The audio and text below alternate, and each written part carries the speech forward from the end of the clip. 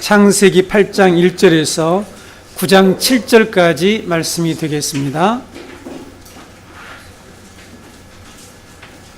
하나님이 노아와 그와 함께 방주에 있는 모든 들짐승과 가축을 기억하사 하나님이 바람을 땅 위에 불게 하심에 물이 줄어들었고 깊음의 샘과 하늘의 창문이 닫히고 하늘에서 비가 그침에 물이 땅에서 물러가고 점점 물러가서 150일 후에 줄어들고 일곱째 달 곧 그 달 11의 날에 방주가 아라랏산에 머물렀으며 물이 점점 줄어들어 열째 달 곧 그 달 초 하룻날에 산들의 봉우리가 보였더라.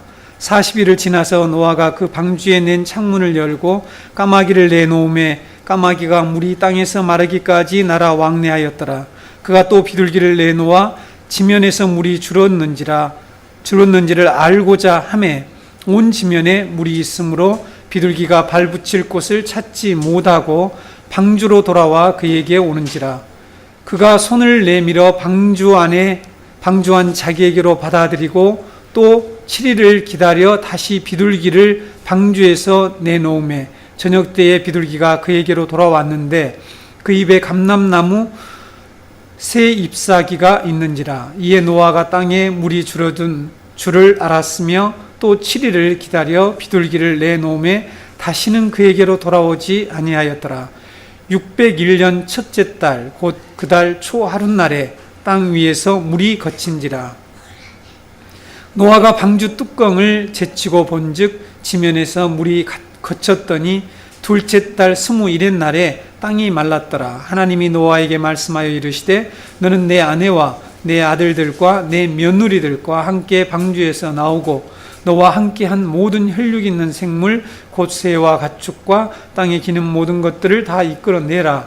이것들이 땅에서 생육하고 땅에서 번성하리라 하시매 노아가 그 아들들과 그의 아내와 그 며느리들과 함께 나왔고 땅의 모든 동물 곧 모든 짐승과 모든 기는 것과 모든 새도 그 종류대로 방주에서 나왔더라. 노아가 여호와께 제단을 쌓고 모든 정결한 짐승과 모든 정결한 새 중에서 제물을 취하여 번제로 제단을 드렸더니 여호와께서 그 향기를 받으시고 그 중심에 이르시되 내가 다시는 사람으로 말미암아 땅을 저주하지 아니하리니 이는 사람의 마음이 계획하는 바가 어려서부터 악함이라. 내가 전에 행한 것 같이 모든 생물을 다시 멸하지 아니하리니 땅이 있을 동안에는 심음과 거둠과 추위와 더위와 여름과 겨울과 낮과 밤이 쉬지 아니하리라. 하나님이 노아와 그 아들들에게 복을 주시며 그들에게 이르시되 생육하고 번성하여 땅에 충만하라. 땅의 모든 짐승과 공중의 모든 새와 땅에 기는 모든 것과 바다의 모든 물고기가 너희를 두려워하여 너희를 무서워하리니 이것들은 너희의 손에 붙였음이니라. 모든 산 동물은 너희의 먹을 것이 될지라. 채소같이 내가 이것을 다 너희에게 주노라. 그러나 고기를 그 생명되는 빛에 먹지 말 것이니라. 내가 반드시 너희의 피 곧 생명의 피를 찾으리니 짐승이면 그 짐승에게서 사람이나 사람의 형제면 그에게서 그의 생명을 찾으리라. 다른 사람의 피를 흘리면 그 사람의 피도 흘릴 것이니 이는 하나님이 자기 형상대로 사람을 지으셨음이니라. 너희는 생육하고 번성하며 땅에 가득하여 그 중에 번성하라 하셨더라. 아멘.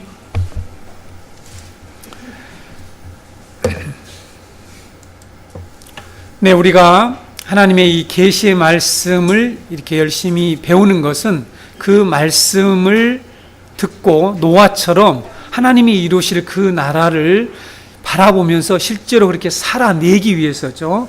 우리가 지난 2주간 동안에 이 노아 홍수 사건은 종말에 도래할 이 하나님의 완성의 그 예표가 되는 역사적인 사건들이라고 그랬죠. 우리가 이런 것들을 배우고 아는 것에서 멈추는 게 아니라 노아처럼 다른 모든 사람도 시가고 장가하고 먹고 마시고 직장 생활하고 하는 모든 상황 가운데에서 노아는 오직 그 하나님의 계시의 말씀을 이루는 그런 삶에 초점을 맞춰서 살아갔다는 것을 기억하면서 우리도 그러한 삶을 실제로 살아내는 그런 말씀으로 붙들었으면 합니다. 계속해서 노아 홍수 사건이 어떻게 하나님의 이 구원의 시작과 이 새 창조 사역의 유형, 모형이 되는지를 함께 살펴보면서 하나님이 오늘 우리에게 주시는 이 말씀을 듣도록 하겠습니다. 온 세상이 이제 하나님의 심판의 물로 덮였죠. 그래서 며칠 동안 그 온 세상에 물이 덮여 있었다고요? 150일 동안 온 세상에 물이 넘쳐 있었다라고 말씀하고 있습니다. 이렇게 땅에 있는 모든 사람들이 이 물로 모두 다 죽고 모든 생물들이 다 멸망을 당했을 때에 하나님께서 기억을 하셨다는 거죠. 바로 이 공동체, 방주 공동체에 들어간 자들을 하나님께서 기억하셨다라고 오늘 8장 1절에 말씀하고 있습니다. 여러분, 하나님께서 기억하셨다는 이 말씀의 뜻이 무엇일까라는 거죠. 여러분, 성경에 보게 되면 하나님이 기억하셨다는 표현이 아주 자주 반복해서 등장하는 것을 여러분들이 아실 것입니다. 그렇죠. 하나님께서 누군가를 기억하셨다고 할 때에 그것은 구원의 시작을 의미했죠. 구원이 시작되었다. 하나님이 지금 구원 활동이 하나님께서 이제 시작하셨다라는 의미를 가지고 있습니다. 창세기 19장 29절에 보게 되면 하나님이 그 지역의 성을 멸하실 때에, 소돔과 고모라죠, 곧 롯이 거주하는 성을 엎으실 때에, 멸망시키실 때죠, 하나님이 아브라함을 생각하사 롯을 그 엎으시는 중에서 내보내셨더라. 이게 이 생각하사, 자칼입니다. 자칼. 기억하다는 똑같은 단어죠. 네. 하나님께서 기억하사, 생각하사, 기억하사라는 같은 말인데, 이렇게 아브라함을 기억해서 롯을, 소돔과 고모라를 심판하시는 중에 그를 내보내셨다라고, 구원해 내셨다라고 말씀하고 있습니다. 창세기 여러분 30장 22절에 보게 되면 야곱의 아내 라헬이 이렇게 자식을 갖지 못했죠. 그때 하나님이 이렇게 30장 20절에 보기는 하나님이 라헬을 생각하신지라, 기억하신지라 라는 뜻입니다. 자칼입니다. 똑같이 기억하신지라. 하나님이 그의 소원을 들으시고 그의 태를 여셨으므로 이렇게 말씀하고 있죠. 자, 하나님께서 이렇게 어떤 개인에게, 물론 이 라헬에게 자식을 주는 것도 개인의 어떤 구원에 관련된 일이지만 더 크게 보게 되면 하나님의 놀라운 구속 사역과 관련된 일들이죠. 성경이 어떤 여인이 아이를 놓고 못 낳고 하는 모든 일들이 궁극적으로 하나님의 이 계획을 이루어가는 과정이죠. 그래서 하나님의 구원 사역이 시작됐을 때 항상 하나님이 기억하신지라 라는 이런 말씀이 나옵니다. 여러분, 하나님께서 무엇을 기억하신다고 할까? 우리의 형편을 기억하신다는 걸까? 지금 라헬이 자식을 못 낳는 그런 형편을 기억하신다는 걸까? 하나님 그걸 그러면 기억을 못 하셨냐, 평상시에? 이런 이제 우리가 질문을 할 수가 있죠. 하나님이 무엇을 기억하신다는 것일까? 하나님은 무엇을 기억하시고 구원의 활동을 시작하실까라는 거죠. 출애굽기 2장 24절 25절에 보게 되면 우리가 하나님이 무엇을 기억하시는지를 알 수가 있습니다. 출애굽기 2장 24절 25절 하나님이 이스라엘 백성들, 애굽에 있던 이스라엘 백성들의 그 고통의 소리를 들으시고 기억하셨다는 내용이 나오는데 제가 읽어드릴게요. 하나님이 그들의 고통 소리를 들으시고 하나님이 아브라함과 이삭과 야곱에게 세운 그의 언약을 기억하사 하나님이 이스라엘 자손을 돌보셨고 하나님이 그들을 기억하셨더라. 이런 말씀 있죠. 이게 언약을 기억하시고 그들을 기억하셨다. 이렇게 말씀하고 있죠.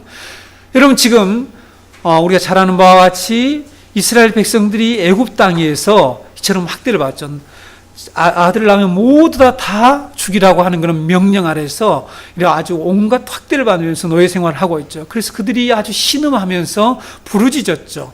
하나님이 그때 아브라함과 이삭과 야곱에게 세운 그의 언약을 기억하셨다라고 말씀하고 있죠. 그리고 그들을 기억하시다는, 그들을 구원하셨다는 뜻이지 아닙니까? 그러니까 하나님이 언약을 기억하시고 그 언약을 성취하시는 그것을 가리켜서 바로 우리가 구원이라고 하는데, 바로 하나님이 기억하셨다는 것은 하나님이 언약을 기억하셨다는 그런 뜻입니다. 레위기 26장 42절에서도 내가 야곱과 맺은 내 언약과 이삭과 맺은 내 언약을 기억하며 아브라함과 맺은 내 언약을 기억하고 그 땅을 기억하리라. 계속 하나님이 기억하신대요. 뭐 하나님이 기억력이 좀 부족하시나 뭐 기억하신다는 얘기를 이렇게 반복해서 말씀하시느냐는 거죠. 레위기 26장 45절도 한번 보면 내가 그들의 하나님이 되기 위하여 민족들이 보는 앞에서 애굽 땅으로부터 그들을 인도하여 낸 그들의 조상과의 언약을 그들을 위하여 기억하리라. 나는 여호와니라. 내가 그들의 하나님이 되기 위해서, 즉 하나님의 나라를 세우기 위해서 하나님께서 그들의 조상과 맺으신 그 언약을 그들을 위해서 기억하신대. 여기서 그들을 위해서 기억하는 그들의 구원이죠. 그렇죠? 그들이 하나님의 나라를 세우는 것은 우리에게는 하나님의 구원이죠. 그래서 이렇게 여러분 이상의 이 말씀들을 볼 때에 오늘 본문에서 하나님께서 노아 방주에 있는 자들을 기억하셨다라는 말씀은 어떤 것을 그냥 회상하셨다라는 그런 뜻이 아니고 하나님이 당신이 하신 그 언약을 기억하셔서 그 언약을 이루기 시작하셨다라는 그런 뜻입니다. 그 언약을 이루기 시작하셨다는 거죠. 하나님께서 노아와 방주에 있는 짐승들을 기억하셨다라는 것, 우리가 생각을 해보면 하나님 지금 몇 개월도 안 됐어요. 그렇죠? 여러분 우리 며칠 동안 150일 동안 창일했어요. 150일은 몇 개월이죠? 5개월이죠. 5개월. 하나님이 뭐 5개월 동안 그냥 방주에 태워놓고 그들을 전혀 생각하지 않으셨다, 그런 의미가 아니죠. 그렇죠? 그래서 우리가 이런 의미를 성경에 하나님의 뜻을 표현하는, 하나님의 구원의 행위를 표현하는 이런 의미를 정확하게 이해를 해야 됩니다. 먼저.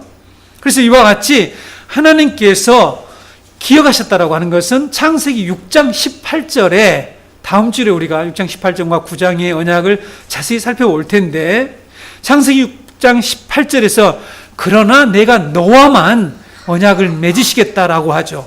그렇죠? 그들을 구원해 내실 그런 언약을 맺으시죠. 이 노아와 맺은 언약을 하나님이 기억하시고 그 언약을 이루시기 시작하셨다라는 의미라는 거죠. 그래서 여러분 이렇게 하나님이 기억하신다는 것은 곧 구원의 시작을 말하고 있다는 것을 알고 있었던 하나님의 이 백성들, 하나님의 사람들은 하나님께 기도를 해요. 자기들이 공경에 처했을 때, 자기들이 정말 이 고통 가운데 있을 때에 하나님께 기도를 하는데 똑같이 이렇게 기도를 해요. 하나님 기억하소서, 이렇게 기도를 한다는 사실이죠. 이런 모세가 하나님께 십계명을 받으러 시내의 산에 올라갔죠. 그래서 더디 내려왔다 그랬습니다. 늦게 내려왔죠. 하나님이 지금 거기서 하나님과 지금 중요한 이 계명을 받느라고 늦게 내려오자 백성들이 어떤 일을 합니까?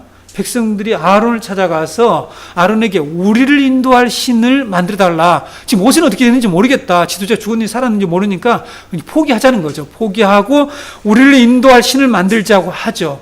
그때 이 아론이 속아 넘은 거죠. 이 지도자가 분별력이 없으면 이 모양이 되는 것 같아요.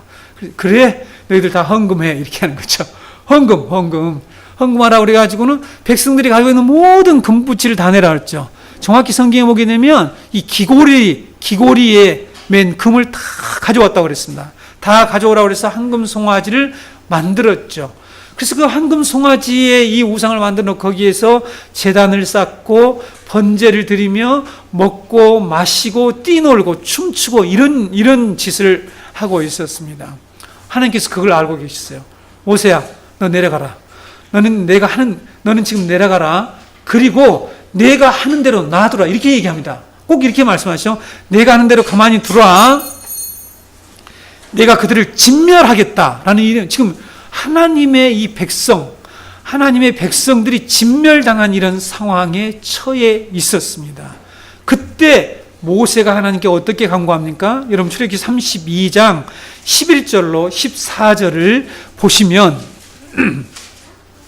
모세가 그의 하나님 여호와께 구하여 이르되 여호와여 어찌하여 그 큰 권능과 강한 손으로 애굽에서 인도하여 내신 주의 백성에게 진노하시나이까? 어찌하여 애굽 사람들이 이르기를 여호와가 자기 백성을 산에서 죽이고 지면에서 진멸하려는 악한 의도로 인도해 내었다고 말하게 하시려 하나이까? 주의 맹렬한 노를 그치시고 뜻을 돌이키사 주의 백성에게 이 화를 내리지 마옵소서.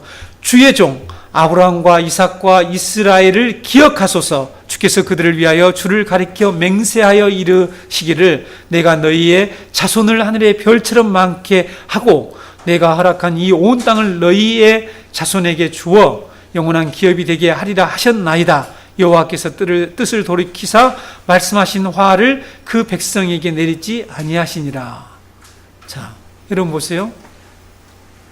이스라엘 백성들이 지금 하나님의 진노를 사는 가장 악한 범죄, 우상 숭배를 하고 있는 거죠. 하나님께서 그들을 진멸하려고 했습니다. 그들은 지금 이제 모두 심판을 받아야 할 그런 상황이란 말이에요. 이때 모세가 하나님께 어떻게 기도했다고요? 13절에 주의 종 아브라함과 이삭과 이스라엘을 기억하소서. 그러니까 아브라함과 이삭과 야곱이죠. 이스라엘, 야곱입니다. 야곱을 기억해달라는 말이 뭡니까? 야곱이 그들이 잘한 것이 있습니까? 그들이 하는 행위를 기억해달라는 것입니까? 그게 아니죠. 그들과 맺으신 그 언약을 기억하더라. 그 밑에 설명이 나온 거죠. 내가 너희의 자손을 하늘의 별처럼 하겠다. 그리고 이 온 땅, 이 팔레스타인을 너희의 자손에게 주어서 영원한 기업이 되게 해주겠다라고 하는 이 약속을 하나님 기억하소서. 하나님이 이 모세의 기도를 들고 꼼짝하지 못한 것 같아요. 그리고 바로 뜻을 바꿔요. 뜻을 돌이키시고 화를, 그러니까 그들에게 심판을, 진노를 백성들에게 내리지 아니하셨다라고 말씀하고 있습니다. 여러분, 우리의 구원이 어떻게 이루어지는가를 우리는 알아야 합니다. 모세가 범죄한 이스라엘 위해서 하나님께, 이스라엘 위해서 모세가 범죄한 이스라엘 위해서 하나님께 이 간구한 내용은 바로 언약을 붙드는 것이었죠. 언약을 기억해달라고 하나님께 간구했던 것입니다. 그때 하나님께서 뜻을 돌이키시고 그를 구원해 내시더라 말씀하고 있죠. 여러분, 페르시아에 이제 이스라엘 백성들이 또 범죄했잖아요. 그렇죠? 이 모세 이후에 계속 짓는 죄가 뭐예요? 다른 신을 섬기는 거예요. 우상을 숭배하지 말라. 이렇게 십계명을 통해서 분명히 말씀하셨는데 우상을 숭배합니다. 그래서 하나님께서 이스라엘 백성들을 어디에 포로로 잡혀가게 했냐면 페르시아. 그렇죠? 페르시아의 포로로 잡혀가게 했죠. 그때에 느헤미야도 잡혀갔습니다. 이 페르시아의 포로로 잡혀가서 이 왕궁인 수상궁에서 이 아닥사스다 왕의 술관을 하고 있던 느헤미야가 자기 본국의 예루살렘에 대한 소식을 들어요. 그래서 너무 가슴이 찢어지는 거야. 그래서 금식하며 기도를 했죠. 자기 백성이 하나님의 이 명령하신 계명과 율례와 법도를 지키지 않아서 이렇게 된 것을 하나님께 회개하면서 기도합니다. 그래서 하나님께 기도할 때 그 기도의 내용이 뭐냐고요. 그렇죠? 느헤미야 1장 8절 9절 보실까요? 옛적에 주께서 주의 종 모세에게 명령하여 이르시되 만일 너희가 범죄하면 내가 너희를 여러 나라 가운데에 흩을 것이요 만일 내게로 돌아와 내 계명을 지켜 행하면 너희 쫓긴 자가 하늘 끝에 있을지라도 내가 거기서부터 그들을 모아 내 이름을 두려고 택한 곳에 돌아오게 하리라 하신 말씀을 이제 청하건대 기억하소서. 자칼입니다. 이게 똑같은 단어예요. 하나님 기억하소서. 이렇게 기도를 간절히 했습니다. 하나님께서 느헤미야의 이 하나님의 언약의 성취를 위한 기도를 하는 거예요. 그래서 느헤미야를 도우시잖아요. 느헤미야를 도우셨다는 성경이 나옵니다. 여러분 1장에 쭉 읽어보면 그래서 아닥사스다 왕의 은혜를 잊게 해서 아닥사스다로 하여금 예루살렘으로 돌아가게 하죠. 그래서 예루살렘의 귀환에서 성벽을 건축하는 이런 역사를 하는 것을 볼 수가 있습니다. 그럼 우리가 이렇게 하나님의 구원의 역사에서 참 기도가 중요하죠. 예. 여기가 기도에 관한 본문은 아니지만 우리가 기도하는 문제에 대해서 좀 살펴보고자 합니다. 많은 신자들이 하나님께 자기 앞에 닥치는 어려운 이 문제들을 놓고 기도를 하죠. 그렇죠? 기도를 합니다. 그럴 때 도대체 누구를 기억해달라고 하죠? 하나님 저를 좀 기억해 주세요. 그러죠. 저를. 저의 상황, 저의 형편을 기억해달라고 하는, 물론 이런 표현을 꼭 쓰지 않더라도 우리가 하나님께 기도할 때에 하나님 마치 우리의 상황을 모르는 것처럼, 그렇죠? 그런 생각을 가지고 하나님께 울부짖죠. 부르짖습니다. 하나님 우리의 형편을 모르십니까? 하나님 나를 여기서 이 문제를 해결해달라. 이런 기도를 하죠. 나를 기억해달라. 이게 주제가 이거라는 거죠. 우리를 기억해달라. 이 형편을 좀 알아달라. 이런 기도를 할 때가 참 많은 것 같아요. 그렇죠?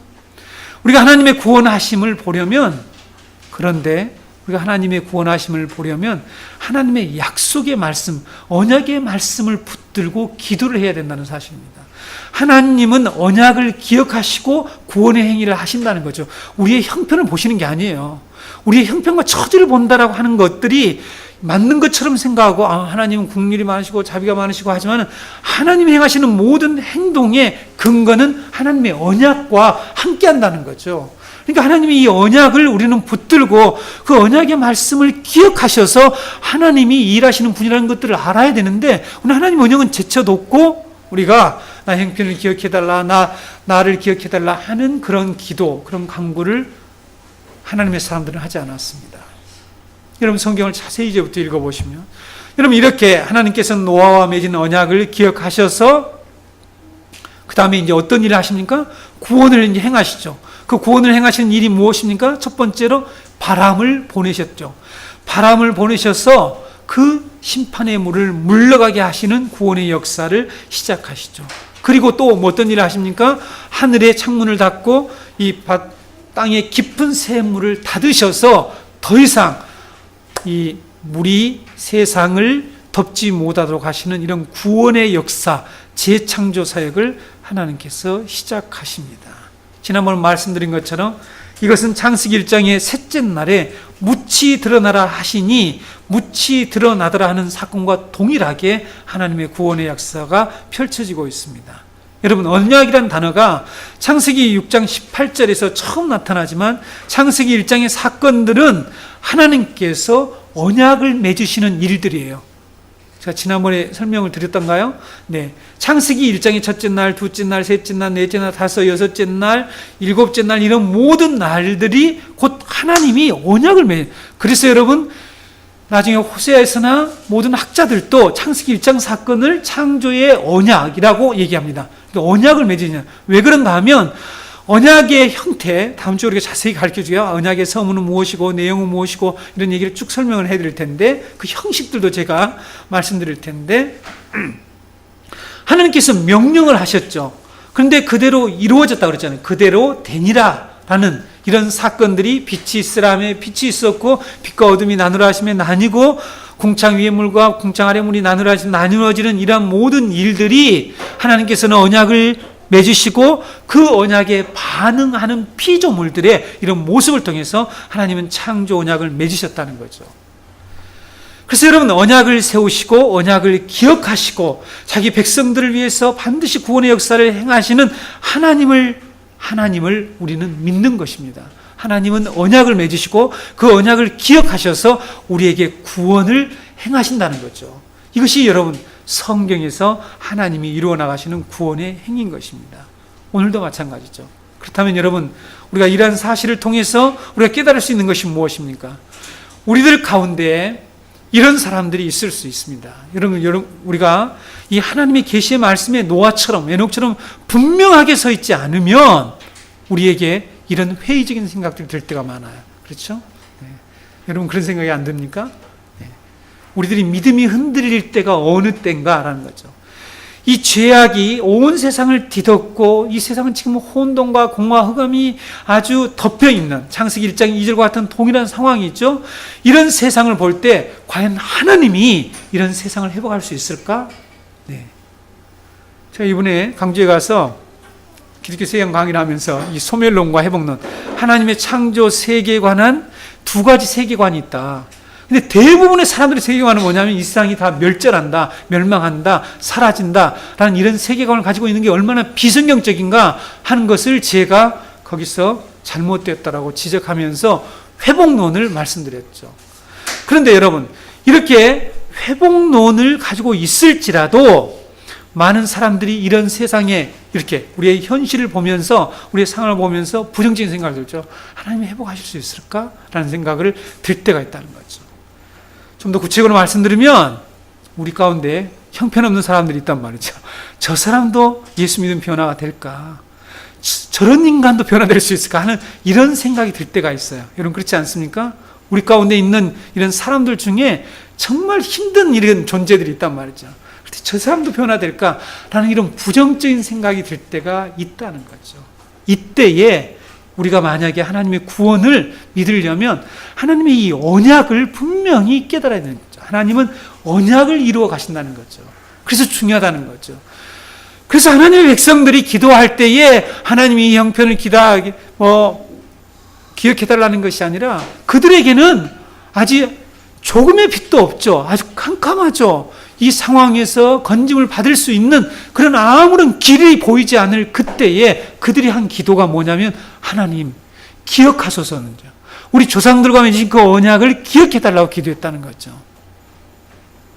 그래서 지금 우리의 성도들이 하나님의 백성들이 하는 기도가 저는 좀 바뀌어야 된다고 생각합니다. 그렇죠? 이 상황에서 그렇죠? 여러분 세상 보면은 변화될 것 같아요? 회복될 것 같다는 그런 어떤 좀 긍정적인 생각이 듭니까? 우리 눈으로 보면 그렇지 않잖아요. 너무 악하잖아요. 그런데 하나님께서 이 땅을 하나님 창조하신 세계를 새 하늘과 새 땅으로 반드시 회복하시겠대요. 그것을 못 믿는다면 우리는 믿음이 없는 거죠. 그렇죠? 그것을 믿지 못한다면 우리는 노아처럼 살아갈 수가 없습니다. 방주를 짓는 그 일에 일관성 있게 꾸준히 살아갈 수가 없어요. 저는 그런 사람이 너무 많다고 생각합니다. 교회 다니는 사람 수많은 사람들이 실제로 믿지 않는다는 거죠. 그렇죠? 그러니까 구원을 얘기하지만 하나님이 무엇을 기억하셔서 어떻게 구원하신가를 모른다는 거예요. 그렇죠? 그러니까 그 삶의 모습을 보면 알잖아요. 그래서 성도 여러분, 우리는 이 하나님의 기억하심 이것을 붙들고 살아가는 것입니다. 하나님이 언약을 나를 기억하는 게 아니에요. 우리 형편을 다 알아요. 너희 형편 다 알아. 그런 게 기도하지 말라고 그랬잖아요. 그렇죠? 무엇을 뭘까마시고 그런 거 기도하지 말라. 너희들 형편 다 안다. 하늘의 천부께서는 다 안다. 있어야 할 거 안다고 그랬잖아요. 그러니까 이렇게 기도가 엉터리란 말이죠. 다 아신다는데 왜 그런 기도를 하냔 말이에요. 뭘 기도해야 됩니까? 하나님의 언약을 기억해 달라고 하나님께 기도하라는 거죠. 그게 하나님의 의를 구하는 기도란 말이에요. 근데 그런 기도를 성도들이 잘 하지 않는다는 거죠. 죄송합니다. 잘하고 있는 분이 있을 수 있는데. 그래서 우리는 이렇게 하나님이 어떻게 우리를 구원해 나가신지를 이 말씀을 통해서 배우기를 원합니다. 6절부터 12절 말씀을 보면 방주가 아라산에 머문 지 40일이 지났을 때 노아가 한 일이 기록되어 있습니다. 그렇죠? 네. 노아가 방주의 문을 열고 까마귀와 비둘기를 내보내서 땅에 물이 드러난 상태를 확인하고 있는 것을 볼 수가 있습니다. 그렇죠? 여러분 고대 항해사들이요. 이 고대 상황으로 돌아갑시다. 고대에 기록된 말씀이니까 고대 항해사들은 육지를 어떻게 찾았을 것 같아요? 그때 무슨 나침반이 있었을까요? 내비게이터가 있었나요? 내비게이터가 없었어요. 어떻게 찾았을 것 같아요? 그때 고대 항해사들이 먼 바다를, 여러분 이 아메리카 대륙을 발견한 이런 탐험가들, 아문제인이나 이런 여러 가지 탐험가들이 어떻게 배를 이끌고 육지를 찾아갔을 것 같아요? 네? 네. 그들이 새를 싣고 다녀요. 새를 배에다가. 그래서 육지를 찾는데 새들을 사용을 했습니다. 그러니까 항해 중에 육지가 있나, 가까워졌나, 가까이 없나 이것을 알아보려면 새들을 배에 싣고 다니다가 내보내서 확인을 하는 일을 했어요. 근데 여러분, 그러한 이 고대의 항해사들이 하는 일과 이 노아가 하는 일은 달라요. 어떻게 차이가 있습니까? 성경을 자세히 보세요. 무슨 차이가 있어요? 이들은 지금 항해 중에 육지를 찾는 거라면 노아는 지금 아라산에 정박해 있는 거죠. 그렇죠? 육지에 다 있는 상황에서 새를 내보냈습니다. 다른 거죠. 지금 다른 의미를 얘기하려는 거단 말이죠. 그가 새들을 내보낸 목적이 8절에 기록되어 있단 말이죠. 그가 또 비둘기를 내놓아 지면에서 물이 줄었는지를 알고자 한대요. 물이 줄었는지를. 노아는 하나님께서 바람을 불게 하셔서 물이 물러가게 하신 것을 확인해 보는 작업을 하려고 새를 내보냈다는 거죠. 다시 우리가 이 말씀을 다르게 우리가 이해하고 설명해 보자면 노아는 하나님이 행하신 구원을 분별하기 위한 행동으로 새를 내보는 그런 일을 했다는 거죠. 그러니까 여러분 여기서 뭐 까마귀가 무엇을 상징하느냐, 비둘기가 무엇을 상징할까 하는 데에 관심을 갖기 이전에 노아는 규칙적으로 일주일마다 하나님께서 이 세상을 회복해 나가시는 일, 구원해 나가시는 일을 알아보기 위해서 지금 이 새들을 확인하는 작업을 했다는 거죠. 성도 여러분, 우리가 지금 이 땅에서 해야 할 일이 무엇이냐는 거죠. 하나님이 지금 이 세상에서 펼쳐나가시는 이 구원의 역사, 하나님 나라의 회복을 위하여 행하신 일들을 우리가 분별하고 확인해 나가는 일을 성도들이 하는 것이죠. 그렇죠? 여러분, 그래야 믿음이 생깁니다. 오늘 우리가 찬양했지만 하나님이 구원의 행위를 행할 때는 가만히 있어야 돼요. 그렇죠? 홍해바다 앞에서 너희는 가만히 있으라고 그러잖아요. 하나님이 구원의 행위를 할 때는 가만히 있고, 우리가 해야 할 일은 뭐냐면 그 구원을 행하신 일을 우리가 알려고, 알아보는 거, 확인하고 분별하고 하는 일을 우리가 해야 되는데, 가만히 있으라 할 때 나서고 또 하라고 할 때 안 해. 이게 이제 우리들의 모습이야. 지가 나서서 뭐 구원의 행위를 행할 것처럼 뭔가 이게 우리가 완전히 지금 신앙이 혼돈되어 있는 거죠.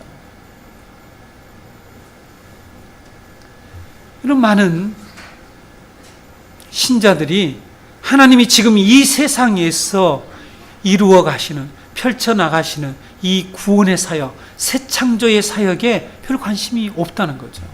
하나님께서 지금 그리스도의 십자가를 통해서 세상을 심판하셔서, 그리스도 오셔서 심판이 이루어졌습니다. 이미 심판하셨다고 그랬죠. 십자가는 심판입니다. 심판을 통해서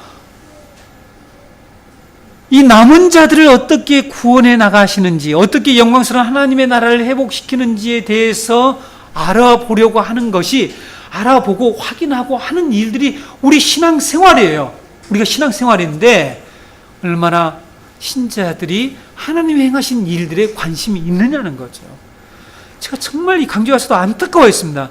제가 이 회복론을 믿지 못하는 이 한국교회에 수많은 사람들이 여전히 이 소멸론을 믿고 있다는 것에 대해서 제가 너무너무 안타깝게 생각하죠. 도대체 우리는 성경을 알고 있는 걸까? 하나님이 구원을 행하시는 그 일들에 대해서 얼마나 알고 있을까? 그것이 뒤틀리니까 삶이 뒤틀릴 수밖에 없다는 것을 제가 이번에 가서 얘기를 한 거죠. 우리 성도들에게 다시 한번 그 말씀을 전하겠습니다만, 모두가 지금 이 세상에 살아가는 사람들 모두가, 신자들 중에 일부도 자기의 인생, 어떻게 이 세상에서 자기의 꿈을 펼치고 떵떵거리며 잘 살 수 있을까에 관심이 있죠. 그게 관심이 있잖아요. 하나님 나라가 어떻게 회복되는지, 어떤 방식으로 회복되는지 하나님이 이렇게 기억하셔서 언약을 성취하시고, 자신이, 당신이 하신 그 언약을 기억하시고 그것을 성취해 나가시는 이런 구원의 방식을 우리가 알고 있느냐는 거죠. 알고 있다면 기도도 그렇게 해야 되겠고, 우리가 삶을 살아갈 때 그 하나님의 언약을 붙드는 그런 태도를 가져야 되겠죠. 그런데 많은 사람들이 하나님이 행하시는 일에 이렇게 점검하고 확인하는 이런 일들을 하지 않죠. 왜 이런 일을 했냐는 거죠. 노아가 하나님이 나오라고 할 때 나오면 되잖아요. 나중에 나오게 됩니다. 하나님 나오라고 해서 나옵니다. 그러나 그 전에 노아는 이런 일을 해요. 새를 내보내서, 하나님 시켰다는 말은 없습니다. 새를 내보내서 확인하는 일을 합니다. 여러분, 나는 그 나라를 위해서 지금 여기서 무엇을 해야 하는지, 하나님이 역사 가운데 성취시켜 나가시는 구원을 이 분별하는 일을 얼마나 하고 있는지 우리 자신을 돌아보아야 합니다. 많은 사람들이 믿음의 확신, 우리가 이런 구원의 확신 이런 말을 쓰는데 이것을 잘 갖지 못한다는 거죠. 왜 그럴까요? 왜 구원의 확신이 없는 걸까요? 그리고 이 이단들이 와서 당신 구원 받았느냐 이런 얘기하면은 그냥 위축이 돼가지고는 사람들이 대부분 그 말을 두려워하죠. 지금 죽으면 천국 갈 수 있어요. 지난번에 제가 말씀드렸죠. 그런 질문처럼 아주 엉터리 질문이 없더라. 절대 그거 믿지 마세요. 당신 지금 죽으면 천국 갈 수 있다고 믿느냐? 그런 말 믿지 마세요. 물론 그 말이 맞을 수 있지만 그 질문 자체가 틀렸다는 거죠. 그렇죠? 그 말을 듣고 위축을 당하고 뿐만 아니라 살아가면서 하나님이 정말 이루어 가시는 이 구원에 대해서 확신이 없는 이유가 뭐냐면 바로 이런 점검이 안 이루어진다는 거죠. 하나님께서 지금 어떻게 구원을 펼쳐나가신가가 확신이 있다라면, 그것에 대해서 믿음이 분명하다라면, 확인이 되었다라면 우리는 확신이 있게 되죠. 그렇죠? 하나님께서 지금 이렇게 구원의 역사를 이루어가고 계시는구나. 하나님 말씀을 볼 때에 많은 신자들이 신앙을 가지고 있지만 늘 제가 지적하듯이 무기력하고 하나님 나라에 대한 확신이 없다는 거죠. 정말 저 사람이 천국을 믿을까? 제가 종종 말씀드리죠. 천국 믿지 않는 사람이 너무 많아요. 지도자들이나 하는 행태를 보니까 돈밖에 모르고 아주 이 세상 사람들이 하는 그런 짓을 골라가면서 하는 일들이 그리스도인들, 신자들 가운데 있지 않습니까? 이걸 보면서 저들이 정말 믿을까? 천국을 믿지 않죠. 왜 그럴까요?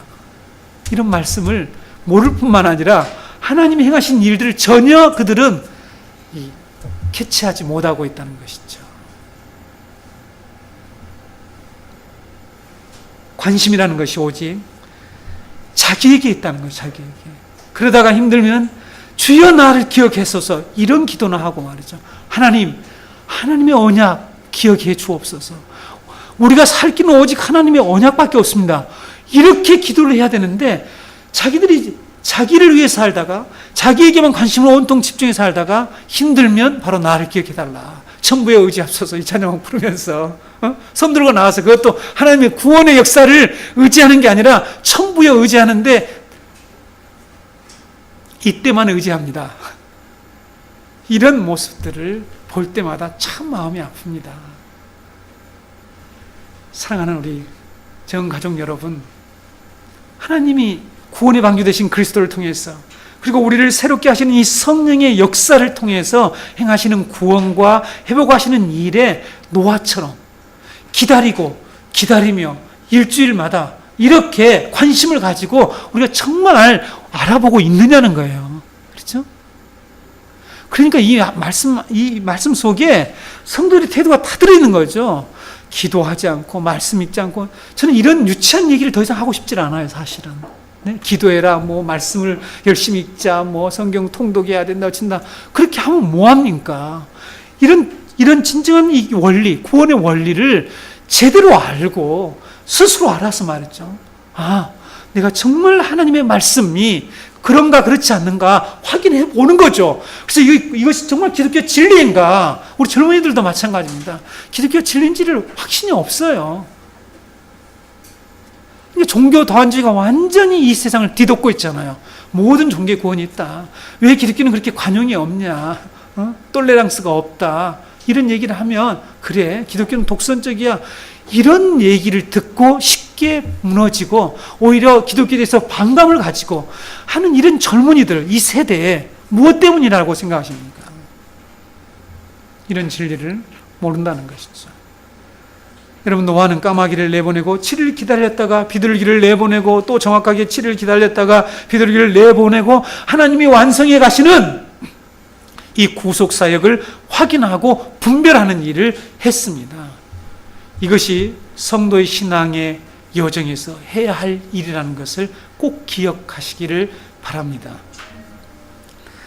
노아는 이렇게 부지런히 하나님이 이루어 가시는 구원에 관심을 가지고 알아보았다는 거죠.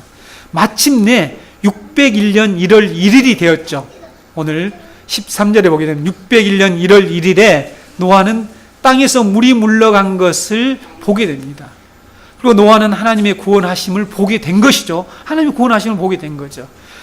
여러분, 13절, 14절에 땅이 말랐더라, 땅에서 물이 물러갔더라 하는 이 삼중 언급은 하나님의 구원의 완전성을 의미합니다. 하나님의 구원의 완전성을 의미합니다. 노아가 방주에서 나온 날을 1월 1일이라고 이렇게 정확하게 기록하고 있는 것, 여러분, 의도가 있다고 그랬죠? 숫자를 통해서 하나님이 뜻을 전달하고 있다고 그랬죠? 지난 수요일 밤에 우리 성경의 수시나 공부에서 배운 것처럼 여기서 사용된 일이라고 하는 단어는 이 리숀이라고 하는 단어라고 그랬죠? 리숀이라고 하는 단어, 처음, 먼저라는 이런 의미를 가지고 있다고 그랬죠? 이 숫자들은 새 창조의 이 성격을 드러낸다, 부각시키는 그런 날짜들이라는 거죠. 그런 숫자들이라는 것입니다. 이제 옛 세상은 물러갔다, 끝나고 새로운 시작, 새 창조, 새로운 시대가 시작되었다. 라는 뜻을 여기에서 밝히고 있다는 것입니다. 그것은 하나님께서 노아에게 방주에서 모든 생물을 이끌어내서 그것으로 하여금 땅에서 생육하고 번성하라고 라는 이 말씀을 통해서도 확인할 수가 있죠. 노아는 새롭게 갱신된 이 세상에 존재하게 된 새로운 아담이었습니다. 창세기 9장 1절 여러분 보실까요? 하나님이 노아와 그 아들들에게 복을 주시며 그들에게 이르시되 생육하고 번성하여 땅에 충만하라 라는 이 말씀을 하시죠. 창세기 1장 26절부터 28절에 나온 말씀과 똑같은 그런 내용입니다. 하나님께서 창세기 1장에서 언약적 축복을 하셨는데 노아에게도 노아의 자녀들에게도 똑같이 그 복을 지금 허락하고 계신 거죠. 여러분 창세기 강의를 하면서 제가 반복해서 여러분들에게 강조했던 것이 있습니다. 이것은 꼭 기억해요. 구원. 간단하게 여러분들이 구원을 늘 기억하셔야 합니다. 구원은 하나님의 창조의 목적으로 회복되는 것이다. 창조의 목적으로 회복되는 것이다. 구원은 여기서 이쪽으로 옮겼다, 건진받다 이런 여러 가지 의미가 있을지라도 그것은 완전하지 않고 하나님 우리를 구원하신 목적은 창조의 본래의 목적으로 우리가 돌아가는 것이다. 회복되는 것이다. 라는 것입니다. 하나님께서는 당신의 언약을 통해서 이 목적을 반드시 이루시겠다는 것이 성경에서 하나님이 우리에게 말씀해 주고 있는 내용입니다. 다시 하나님의 형상으로 회복되어서 하나님의 창조 세계를 통해서 하나님을 경배하는 일, 그 일을 하는 것이 구원입니다. 여러분 하나님은 방주 공동체를 에녹처럼 하늘로 데려가시질 않았어요. 구원해서. 그렇죠? 다르잖아요. 그렇죠? 데려가지 않으셨어요. 그들을 구원하셔서 다시 하나님이 창조하신 세계, 그들을 구원하셨죠? 그래서 그들을 다시 창조하신 세계로 그들을 내어 보내셨죠. 그래서 하나님이 행하시는 이 구원, 이것은 이 구원의 궁극적인 목적은 새 창조 사역이 있다는 거죠. 그렇죠? 새 창조 사역이 무엇입니까? 하나님 나라가 완성되는 것이죠. 마찬가지로 하나님께서 우리를 예수 그리스도의 이 구원의 방주로 구원하신 것은 하나님이 창조하신 이 세상을 갱신하는 일, 새롭게 함으로써 하나님의 나라를 완성해 나가는 하나님의 이 재창조 사역에 참여하게 하려고 우리를 구원하셨습니다. 여기서 이 그리스도의 삶이 지금 나오지 않는다는 거죠. 우리 수많은 그리스도인들이 여기에서 지금 문제가 있다는 겁니다. 구원을 받았다고 얘기하는데 구원을 한 목적이 뭐냐는 거예요. 여기서 그냥 이렇게 살다가 어느 날 저 먼 곳에 있는 어딘가에 있을 그런 나라로 간다라고 하는 이런 잘못된 구원관을 가지고 있다는 거예요.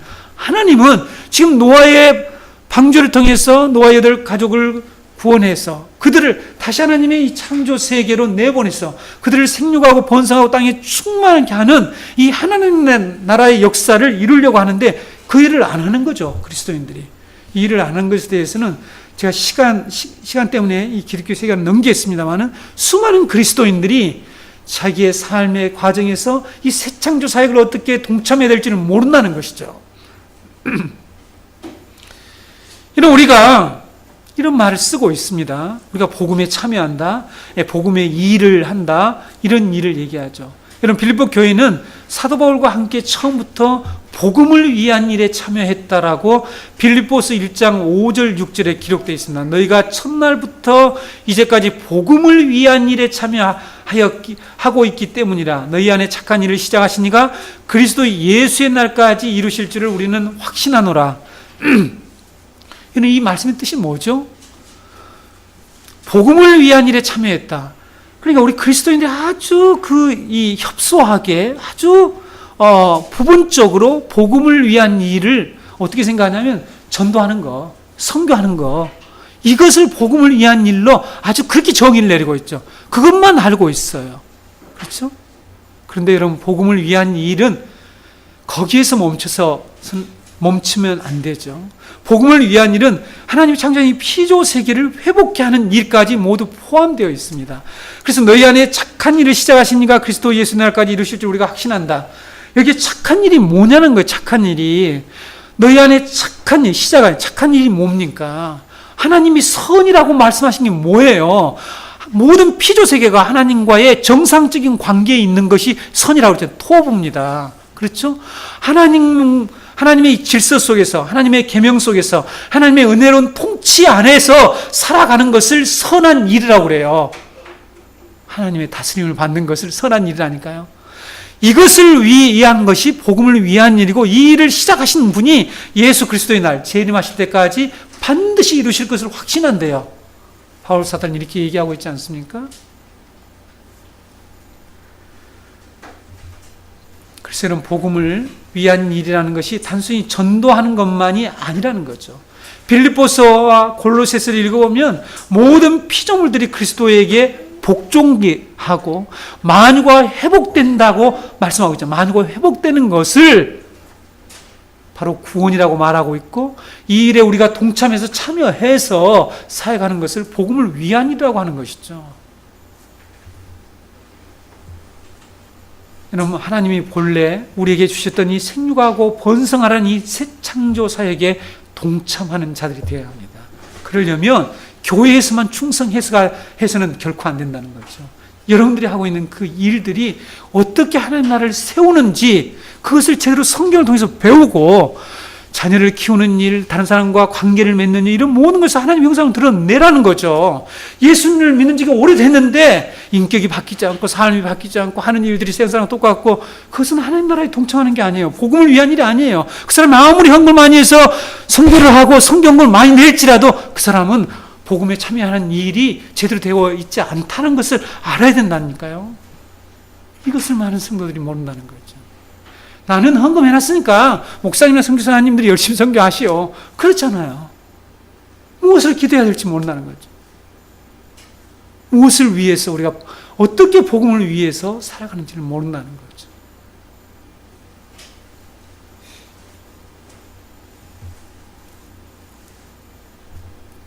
노아는 하나님의 말씀에 따라 방주에서 이제 나옵니다.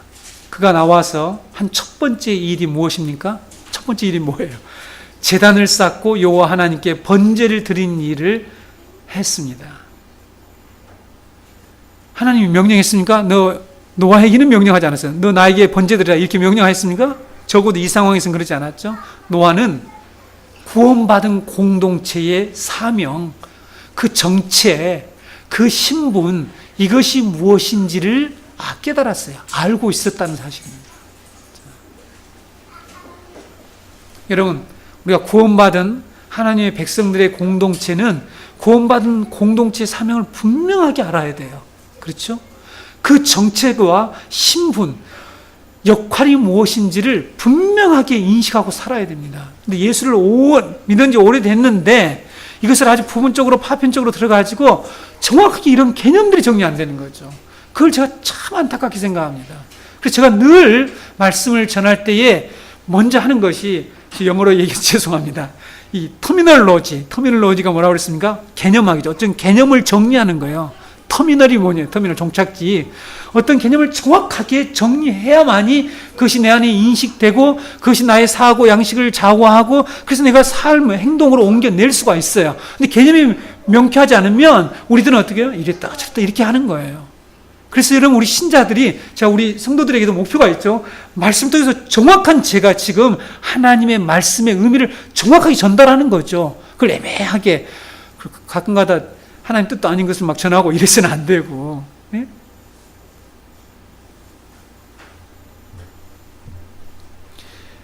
제가 지난번에 말씀드렸죠. 하나님의 언약 백성들의 사명과 역할이 있다고 그랬죠. 이것이 무엇이라고 그랬습니까? 이 직분이 뭐라고 그랬죠? 왕, 제사장, 선지라는 이 삼중직으로 우리가 드러난다고 그랬죠? 나타난다고 그랬죠? 이것이 이 하나님의 언약 백성들의 공동체입니다. 사명입니다. 그래서 여러분, 제가 지난번에 소개했듯이 베드로 사도가 구원받은 성도의 정체와 사명에 대해서 베드로전서 2장 9절에서 그러나 너희는 택하신 족속이요 왕같은 제사장들이요 거룩한 나라요 그의 소유된 백성이니 이는 너희를 어두운 데서 불러내어 그의 기이한 빛에 들어가게 하신 이의 아름다운 덕을 선포하게 하려 하심이라. 여기서 선지자 사명이 나오잖아요. 선지자. 아름다움을 선포하는 것은 선지자들의 사역이잖아요. 하나님의 계시를 선포하는 거. 그러니까 왕, 제사장, 선지자의 사역이 나오지 않습니까? 노아는 방주를 짓는 동안에 하나님의 말씀을 열심히 선포하는 선지자 사명을 충실하고 신실하게 감당을 했죠. 이제 그는 방주에서 구원받아서 방주에서 나온 뒤에 두 번째로 제사장의 사명과 역할을 정확하게 깨닫고 하나님께 제사 공동체로서의 사명을 다한 것이 바로 오늘 우리가 읽은 이 말씀입니다. 20절로부터 22절에 나온 말씀이죠. 노아에게 왕적 사명을 표현해 준 말씀이 9장 2절에 나옵니다. 9장 2절에 보게 되면 땅의 모든 짐승과 공중의 모든 새와 땅에 기는 모든 것과 바다의 모든 물고기가 너희를 두려워하며 너희를 무서워하리니 이것들은 너희의 손에 붙였음이니라. 이게 무슨 말씀이죠? 하나님이 모든 피조물들을 노아의 다스림 안에 들어가게 하겠다는 거죠. 그러니까 노아의 왕적 사명이 나오는 겁니다. 이렇게 이 모든 사명을 노아가 잘 깨닫고 알고 있었다는 것이죠. 노아는 하나님께 제사를 드림으로 자신이 처음으로 여호와의 이름을 부른 새처럼 4장 26절에 나왔던 이 새처럼 자기가 새계보에 속한 자라는 그런 자신의 신분과 정체를 분명히 깨닫고 있었습니다. 성도 여러분, 좀 품격 있게 놉시다. 어떻게? 우리는 약속의 자손이다. 우리는 셋의 자손이다. 이런 좀 품격을 가지고 담대하게 살아보자는 거죠. 저 가인의 후손들처럼 오늘 기도했던 것처럼 그 니므롯, 네피림 족속, 이런 족속들처럼 그들에게 우리가 그렇게 위축될 필요가 없다는 거죠. 그렇죠? 여러분 좀 제발 그렇게 삽시다. 좀 품격 있게 살아보자는 거죠. 노아는 바로 그러한 인식을 가지고 살았다는 거죠. 나는 셋의 자손이다. 여호와 이름을 처음 물었던 것처럼 나도 여호와 이름을 부르는 이 제사 공동체에 속한 자라는 것을 분명히 알았다는 거죠. 성도 여러분, 예배, 우리가 드리는 이 제사 하나님께 예배는 우리가 언약 백성 공동체의 정체와 사명을 드러내는 중요한 일이라는 것을 꼭 알았으면 좋겠습니다. 오늘날 예배가 인간 중심적인 예배로 인간의 이 만족을 위한 것으로 전락된 것 같아요. 제가 보기에는 분명히 그런 것 같아요. 하나님께 기쁨을 드리고 영광을 운운하긴 하지만 사람들의 위로와 기쁨을 채우는 그러한 형태로 지금 바뀌어가고 있다는 거죠. 예배를 자기의 편의 위주로 드리려는 태도들이 지금 만연해 있습니다. 그래서 예배 시간에 춤추고 난리 법석을 하고 있죠. 그렇죠? 그거 아니에요? 예배 시간에 손을 들고 춤을 치고 난리를 해요. 막 뛰고 난리입니다. 난리. 제가 지난번에 있었던 청년들 찬양가 경배 만들어 가지고는 하는데요.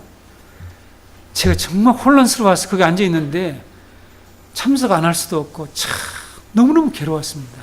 저 가운데에서 저기 정말 여러분 예배가 이 프로스쿠네오라고 하는 헬라어로 예배라는 프로스쿠네오라고 하는 이 헬라의 이 원래 뜻이 뭐냐면 최고의 존재에게 존경과 경애로 절하고 엎드린다는 게 예배예요. 예배는 우리가 정말 우리의 모든 것들을 들여서 그분 앞에 엎드려 아주 최상의 경배를 드리는 태도예요.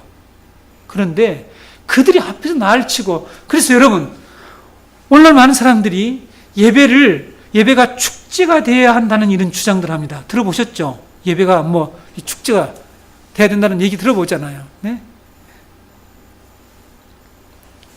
그런 예배 문화가 지금 전 세계의 교회를 휩쓸고 있어요.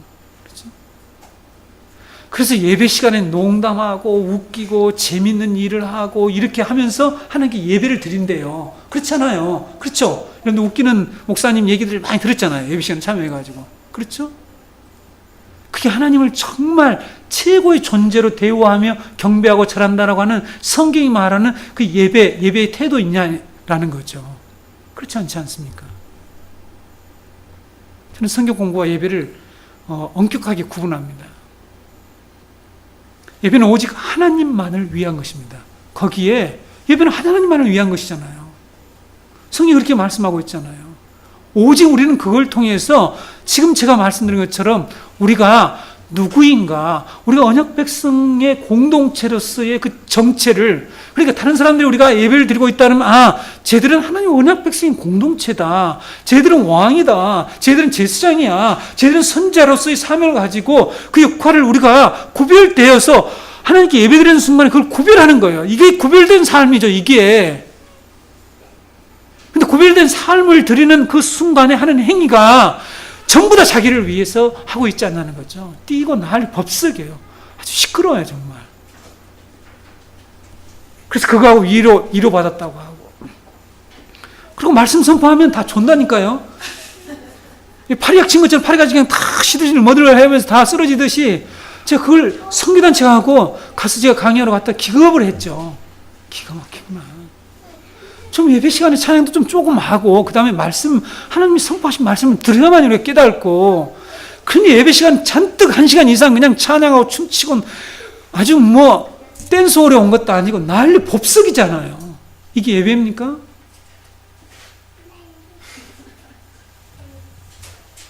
저는 그게 예배라고 생각하지 않습니다. 제가 50대에서 젊은이를 이해하지 못해서 그런다라고요? 저는 그렇지 않습니다. 저는 젊은이들을 어떻게 양육하고 젊은이들에게 정말 꼭 필요한 게 지금 무엇이라는 것을 하나님의 말씀을 통해서 열심히 책을 읽고 알고 있습니다. 그들에게 오히려 그걸 자중시키고, 그들이 지금 이 피상적인 문화관에서 아주 무엇을 할 때 크게 피상적이고, 제가 P세대에서 강의를 하지 않았죠. 이 세대를 여러분 P세대라고 하는데, 자기가 옳고 그르냐에서, 이 세대는요, 옳고 그르냐에서 움직이지 않는데요. 자기가 좋으냐 싫으냐에 따라서 움직인대요. 여러분, 비슷한 말인 것 같은데 엄청난 차이가 납니다. 하나님이 선이라고 하는 것에 따라서, 악이라고 하는 것에 따라서 우리는 움직여야 되는 거죠. 우리는 행동을 해야 되는 것이죠. 그런데 이 시대는 그렇지 않는다는 거죠. 내가 싫으면 안 하는 거야. 내가 싫으면 누가 뭐라 해도 안 해요. 그리고 자기가 좋으면 그냥 아주 힘으로 패션 열정을 가지고 밀어붙인대요. 이것이 3P인데, 이 참여한다, 열정, 이 파워, 이 세 가지의 이 단어로 만들어진 이 세대를 P세대라고 그래요. 이 시대 젊은들이 그런단 말이죠.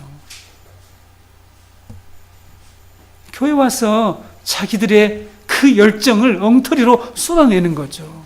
이것을 여러분 올바로 우리는 깨닫고 배워야 합니다. 그리고 돌아가면 이 성경적인 어떤 믿음이랄지 확신이랄지 이 성경적인 세계관이랄지 이 성경적인 지성을 전혀 갖고 있질 않아요. 그때뿐이에요. 그때 예배 드릴 때 그냥 손 들고 난리 법석을 할 때뿐이라는 거죠. 그런가 보시라니까요. 우리 주위에 있는 우리 젊은이들을.